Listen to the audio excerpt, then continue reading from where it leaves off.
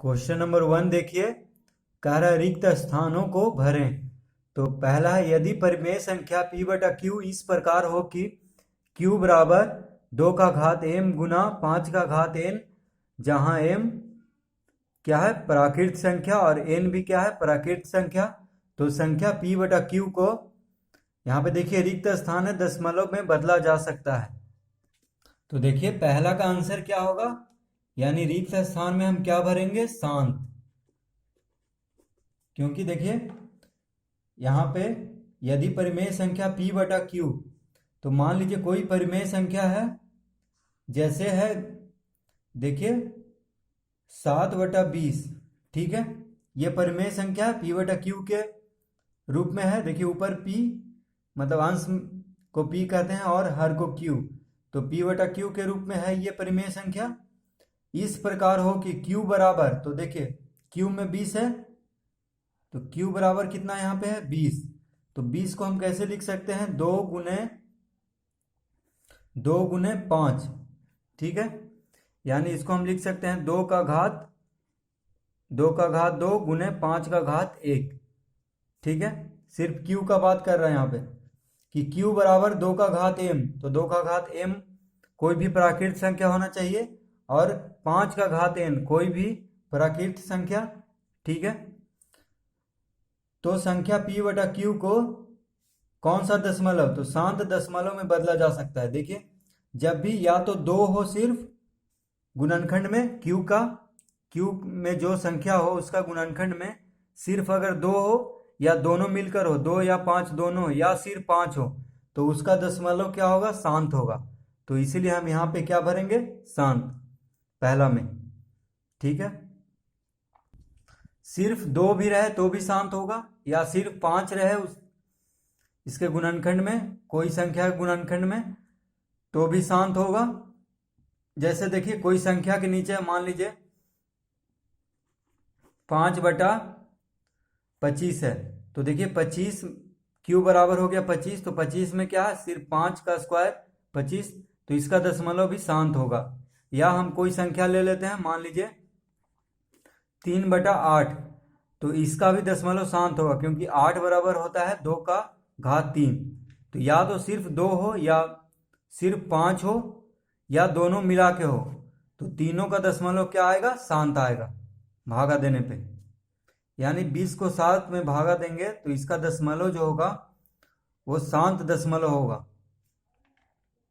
जैसे देखिए हम 20 को 7 से भागा 20 को 7 को 20 से भागा देते हैं, तो देखिए पहले नहीं लगेगा तो यहाँ पे लिखेंगे 0 दशमलव, यहाँ देंगे 0, ठीक है।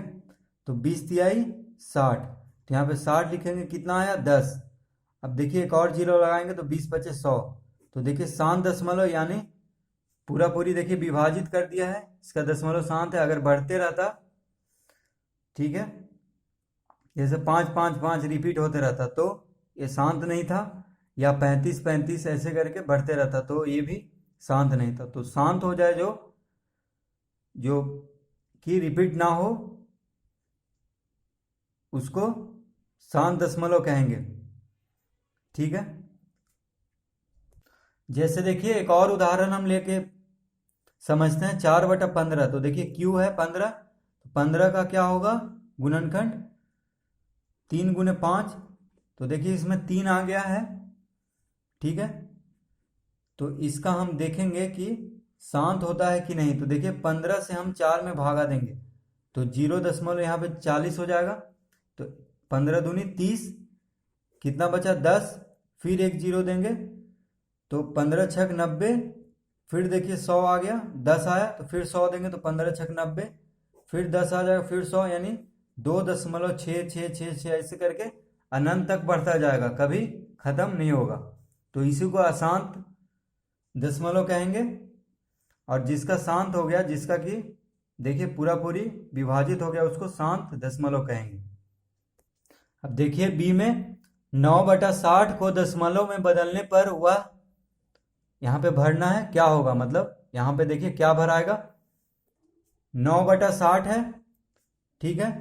तो इसका दशमलव में बदलने पे, यानी 60 से भागा देंगे 9 को, देखिए तो 60 से 9 को हम भागा देंगे तो कितना आएगा, देखिए 9 नहीं लगेगा तो क्या करेंगे, 0 देंगे हम पहले, दशमलव लेंगे तो दशमलव को पहले 0 लगाते ही हैं, ये जरूरी है। 0 हो गया तो देखिए यहाँ पे 1 0 आएगा, तो एक बार में लगाएंगे तो यहाँ पे 60 लिखेंगे, कितना बचेगा घटाएंगे तो 30। ठीक है, अब देखिए हम दशमलव लगा दिए तो आप बार बार दशमलव नहीं लगाएंगे तो फिर 0 देंगे, तो 60 बचे 300। ठीक है, तो इसका आंसर हो जाएगा क्या, 0.15, यानी इसको हम जहाँ रिक्त स्थान है इसको भरेंगे 0.15। अब देखिए सी में 3/7 को दशमलव में बदलने पर वह, यहाँ पे देखिए क्या होगा, तो देखिए 3/7 है, यानी 7 से हम भागा देंगे 3 को।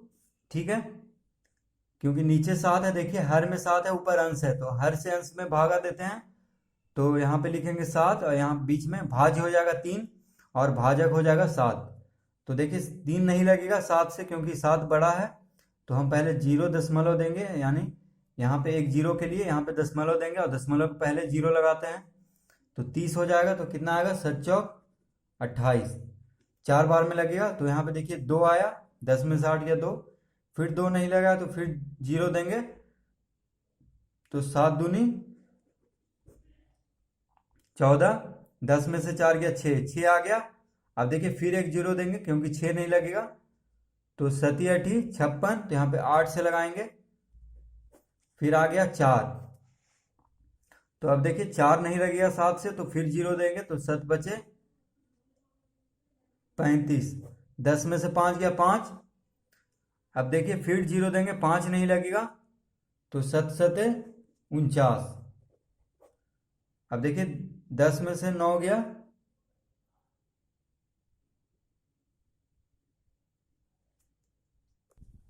एक, तो यहाँ पे 1 लिखेंगे।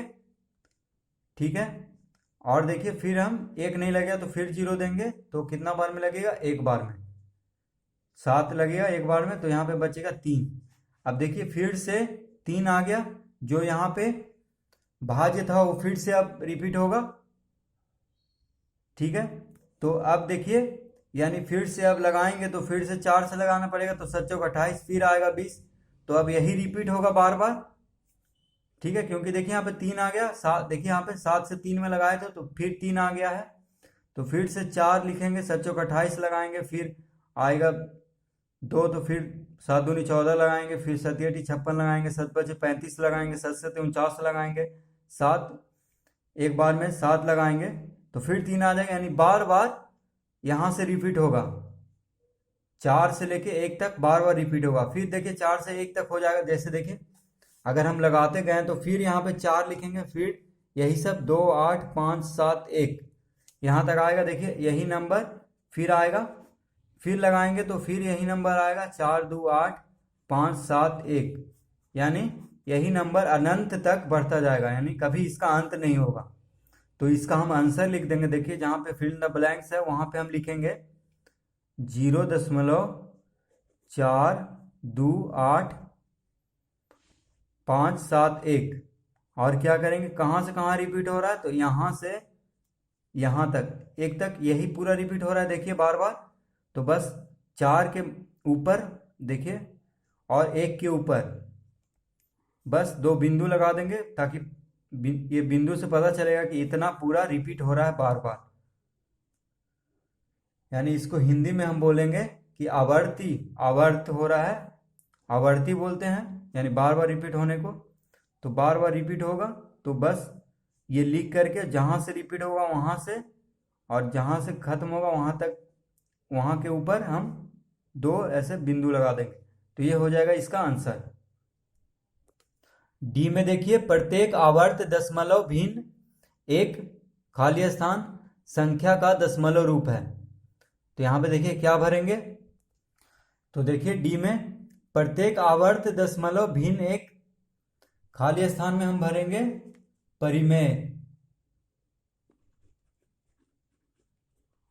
यानी इसको अगर पूरा पढ़ेंगे तो हो जाएगा प्रत्येक आवर्त दशमलव भिन्न एक परिमेय संख्या का दशमलव रूप है। ठीक है,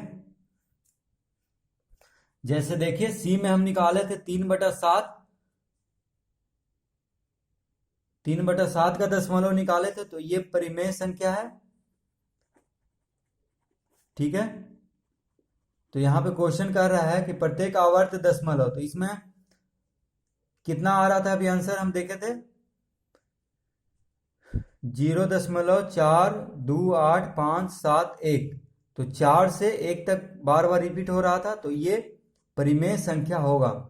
कह रहा है कि प्रत्येक आवर्त दशमलव भिन्न एक संख्या का दशमलव रूप है, एक परिमेय संख्या का दशमलव रूप है। तो देखिए जितना भी शांत हो या आवर्त हो दशमलव भिन्न, वो सब क्या है, परिमेय संख्या है। ठीक है,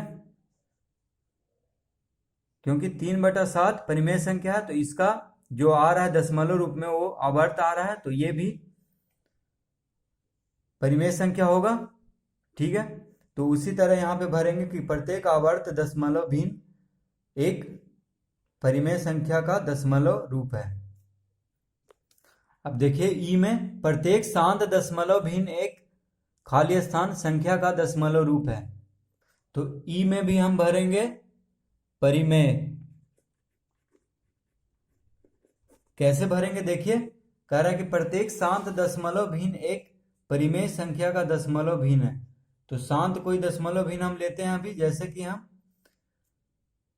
जैसे हम मान लीजिए कि लेंगे 5/2। ठीक है, तो इसका कितना आएगा, नहीं 5/2 नहीं, 2/5। ठीक है, देखिए वो तो दशमलव में नहीं आता, 2/5 दशमलव में आएगा, तो 0 दशमलव, यहाँ पे एक 0 देंगे तो 5 चौक 20। यानी कह रहा है कि प्रत्येक शांत, तो ये शांत है, देखिए अब नहीं बढ़ रहा है, ना रिपीट हो रहा है इसके जैसा, या 4 सिर्फ नहीं बढ़ रहा है। ठीक है, या कोई नंबर बार बार नहीं बढ़ रहा है जैसे इसके साथ हो रहा था, तो ये शांत है। तो कह रहा है कि प्रत्येक शांत दशमलव भिन्न एक परिमेय संख्या का दशमलव रूप है। तो ये देखिए परिमेय संख्या का ही दशमलव रूप है, क्योंकि इसको हम लिख सकते हैं परिमेय संख्या के रूप में, यानी 4/10, दशमलव हटाएंगे तो एक अंक के बाद है, तो एक पे एक 0 आ जाएगा, 4/10 ये हो गया परिमेय संख्या। अगर काट दिए 2 दूनी 4, 2/5, तो ये भी परिमेय संख्या हो गया। ठीक है, तो परिमेय संख्या किसको कहते हैं, जो कि P/Q के रूप में लिखा जाए, यानी भिन्न के रूप में, जैसे कुछ भी ले लीजिए, और उसका जो हर हो वो 0 नहीं होना चाहिए, बस यही शर्त है परिमेय संख्या का। तो जितना भी कोई भी संख्या ले लीजिए, मान लीजिए ले लिए 10 बटा कुछ भी, 100, 1000, 2000, 1, कुछ भी हम ले लेंगे। तो यहाँ पे देखिए मान लीजिए 25 ले लेते हैं, तो ये भी परिमेय संख्या है, कुछ भी, बस Q जो है हर में 0 नहीं होना चाहिए। ठीक है, तो बाकी सब परिमेय संख्या है। तो यहाँ पे हम ई में भरेंगे परिमेय। अब देखिए एफ में अपरिमेय संख्याओं का दशमलव रूप न तो खाली स्थान होता है ना खाली स्थान। तो देखिए यहाँ पे क्या भराएगा, तो एफ में हम भरेंगे, कह रहा है कि अपरिमेय संख्याओं का दशमलव रूप। तो अपरिमेय संख्याओं का दशमलव रूप देखिए, न तो क्या भरेंगे, पहले शांत, पहला खाली स्थान में भरेंगे शांत होता है ना आवर्ती। तो दूसरा खाली स्थान में क्या भरेंगे, आवर्ती, मतलब बार बार रिपीट होना, जैसे ये सब संख्या बार बार रिपीट हो रहा था। जैसे कि मान लीजिए हम 10 से 3 में भागा देंगे, ठीक है, नहीं 3 में 10 से, तो कितना आएगा देखिए, इसका तो शांत हो जाएगा, क्योंकि इसका आ रहा है 10 का गुणनखंड 2 और 5 होगा। ठीक है, तो हमको लेना है, तो 10/3 ही देखते हैं लेके। तो देखिए 10/3 लेंगे अगर, तो इसको लगाएंगे 3 से 10 में, तो देखिए 3 से लगाएंगे, 3 तिहाई 9, फिर 10 आ गया, फिर यहाँ पे 3 दशमलव देंगे, एक 0 आया है यहाँ पे, तो 3 9, फिर आ गया 1, तो फिर यहाँ पे देंगे तो 3.33, ऐसे बढ़ता जाएगा। ठीक है, तो इसको कहेंगे आवर्ती। ठीक है, आवर्त कहेंगे। जैसे इसको भी आवर्त कहेंगे, और इसको भी देखिए ये पूरा एक साथ बढ़ रहा है, यानी एक के बाद फिर 4, 2, 8, 5, 7, 1 बढ़ रहेगा, और इसमें सिर्फ 3 3 बढ़ रहा है, तो ये दोनों को क्या कहेंगे, आवर्ती। लेकिन यहाँ पे कह रहा है एफ में कि अपरिमेय संख्याओं का दशमलव रूप न तो शांत होता है ना ही आवर्ती, या तो ना ही शांत होगा, जैसे यहाँ पे अभी हम शांत निकाले थे 2/5 किए थे तो ये शांत है, और ये सब जो अभी हम निकाले ये सब आवर्ती है, यानी बार बार रिपीट हो रहा है। तो परिमेय संख्या में ये दोनों नहीं होता है, ना ही शांत होगा ना ही आवर्ती। ठीक है, तो कैसा होता है, तो देखिए कैसा होता है। मान लीजिए किसी को भी हम भागा देंगे, ठीक है, जैसे पाई को ही ले लीजिए। पाई क्या है, अपरिमेय संख्या है। इसका दशमलव जो होता है 3.14, क्या क्या होता है, 3.14159265, ऐसे कर करके मान लीजिए कोई भी संख्या बढ़ते जाएगा, यानी कोई भी ना रिपीट होगा ना ही इसका शांत कहीं जाके रुकेगा, अनंत तक ये बढ़ते जाएगा, वो भी अलग अलग संख्या, रिपीट भी नहीं हो रहा है कोई। मान लीजिए जैसे ये सब में रिपीट हो रहा था, इतना के बाद इतना ही आएगा, पता था हमको, लेकिन इसमें कोई पता नहीं कि कौन सा नंबर आगे आएगा। ठीक है, कितना भी दूर चले जाएं, चाहे इसको हम करोड़, दशमलव के बाद करोड़ अंक भी क्यों ना निकाल लें, ऐसे ही बढ़ता चला जाएगा इसका पाई बराबर। तो ये सब होता है अपरिमेय संख्या। जैसे √2 का √2 हो गया, √3 हो गया, √5 हो गया, जिसका जो कि पूर्ण वर्ग नहीं, जैसे देखिए दो पूर्ण वर्ग नहीं है। अगर √4 लिखते हैं तो इसका पूर्ण वर्ग है, देखिए √4 का पूर्ण वर्ग, √4 का वर्गमूल क्या होगा, 2। तो 2 तो परिमेय संख्या है, ठीक है, लेकिन √3 बराबर इसका जो आएगा दशमलव में वो भी इसी तरह पाई के जैसा बढ़ता जाएगा, कहीं भी इसका ना अंत है ना कि पता चलेगा कि हाँ यहाँ से फिर रिपीट हो रहा है। ठीक है, तो ये सब जो है रूट में जितना भी संख्या है जो पूर्ण वर्ग नहीं है वो सब अपरिमेय संख्या है। तो यहाँ पे हम लिखेंगे एफ में कि अपरिमेय संख्याओं का दशमलव रूप ना तो शांत होता है, तो पहला में शांत हम भरेंगे खाली स्थान में, दूसरा में आवर्ती। अब देखिए जी में 0.5 और 0.6 के बीच एक अपरिमेय संख्या, फिल इन द ब्लैंक्स हमको भरना है। तो देखिए जी का क्वेश्चन है 0.5 और 0.6 के बीच एक अपरिमेय संख्या है। तो अपरिमेय संख्या अभी आपको हम बताए हैं जो कि ना ही शांत होता है ना ही आवर्ती। ठीक है, तो देखिए 0.5 को हम लिख सकते हैं 0.50 और 0.6 को हम लिख सकते हैं 0.60। ठीक है, तो यहाँ पे देखिए 0.50 आ गया, 0.60, क्योंकि दशमलव के बाद हम कितना भी जीरो लगा दें, इसको मान लीजिए हम 0.500 भी कर देते, 0.600 भी कर देते तो बात बराबर ही था, क्योंकि दशमलव के बाद जितना भी जीरो लगा दे उतना ही जीरो नीचे आएगा, अगर काटेंगे तो कट ही जाता है फिर। तो इसीलिए दशमलव के बाद जितना भी जीरो लगा दें, चाहे 10, 20, 30, बात बराबर ही रहता है। ठीक है, तो देखिए ये 50 हो गया 0.50, ये हो गया 0.60, तो इसके बीच में कौन कौन सा संख्या आ जाएगा, तो देखिए इससे बड़ा ही होगा और जो संख्या आएगा उससे ये बड़ा होगा। तो देखिए इसका बीच में कौन आ जाएगा, तो हम कुछ भी लिख देंगे 0.5231265, कुछ भी अनंत तक ऐसे बढ़ता चला जाएगा। ठीक है, तो देखिए 50 के बाद 0. यहाँ पे 0.6 है, तो इसके बीच में 52 आ जाएगा, 52, 51, कुछ भी आ जाएगा। 50 के बाद 51 और 51 के बाद दशमलव के बाद हम कोई भी अंक जोड़ते चले जाएंगे तो अनंत तक बढ़ता जाएगा। ठीक है, और इसके बीच में ही रहेगा। तो अपरिमेय संख्या यहाँ पे कुछ भी आप लिख सकते हैं अपने मन से भी, आंसर गलत नहीं होगा, क्योंकि अपरिमेय संख्या अनंत है। कुछ भी आप यहाँ पे आप भर सकते हैं। तो हम देखिए जो आंसर में दिया हुआ है वही यहाँ पे हम भर देते हैं, जो किताब के बुक में दिया हुआ है, ऐसे कुछ भी आप भर सकते हैं। तो देखिए क्या दिया हुआ है 0.5353335। ठीक है, कुछ भी जो मन है आप भर सकते हैं। तो इस तरह से दिया हुआ है किताब में, यानी बढ़ते चले जा रहा है। देखिए यहाँ 5 3 था, फिर 5 3 3 5 हुआ, फिर 5 3 3 3 5, ऐसे कुछ भी लिख दीजिए। ठीक है, तो इसमें ये भर देंगे हम। एच में देखिए 0.1 और 0.2 के बीच 5 परिमेय संख्याएं हैं। अब देखिए एच में क्वेश्चन है 0.1 और 0.2 के बीच 5 परिमेय संख्याएं हमको बताना है। तो देखिए हम यहाँ पे समझाते हैं पहले। 0.1 को हम लिख सकते हैं 0.10 और 0.2 को हम लिख सकते हैं 0.20, यानी दशमलव के बाद हम कितना भी जीरो लगाते हैं, 100 भी कर सकते हैं, ठीक है, एक और जीरो भी लगा सकते हैं, 2 भी जीरो लगा सकते हैं, कुछ भी।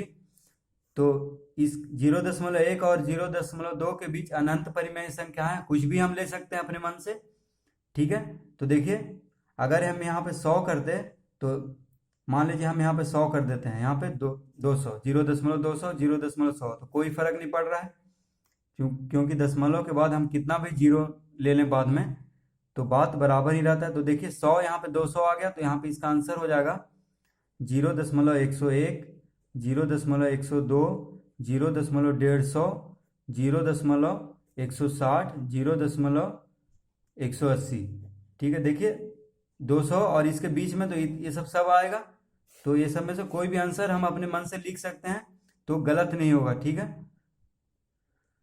अगर हम सिर्फ 0.10 करते और यहाँ पे 0.1 ही जीरो लगाते तो देखिए कितना आंसर आ जाता, जैसे कि किताब में दिया हुआ है उसको भी 11, 12, 13, 14 ऐसे करके 18, 19 तक, तो यहाँ पे हम लिख देंगे। आप इसको भी लिख सकते हैं, ठीक है, ये भी गलत नहीं होगा, जो हम लिखे हैं ये भी गलत नहीं होगा, जो किताब में दिया हुआ है वो भी गलत नहीं होगा, तो कुछ भी लिख दीजिए। तो हम किताब वाला ही लिख देते हैं 0.11, 0.12, 0.13, 0.14, 0.15, तो 5 कह रहा है तो 5 हम लिख दिए हैं, ठीक है। आप यहाँ पे 18 भी लिख सकते हैं 15 की जगह, यहाँ पे 17 भी लिख सकते हैं, 16 भी लिख सकते हैं, ठीक है, कुछ भी लिख सकते हैं 10 और 20 के बीच में। फिर 100, 200 के बीच में भी कुछ भी लिख सकते हैं, 1000, 2000 कर दीजिएगा, यहाँ पे एक और जीरो लगा देंगे, उसके बीच में भी 5 कुछ भी लिख सकते हैं अपने मन से, तो इसमें कोई गलत नहीं होगा, क्योंकि दो संख्याओं के बीच में अनंत परिमेय संख्याएं या अपरिमेय संख्याएं दोनों मौजूद हैं।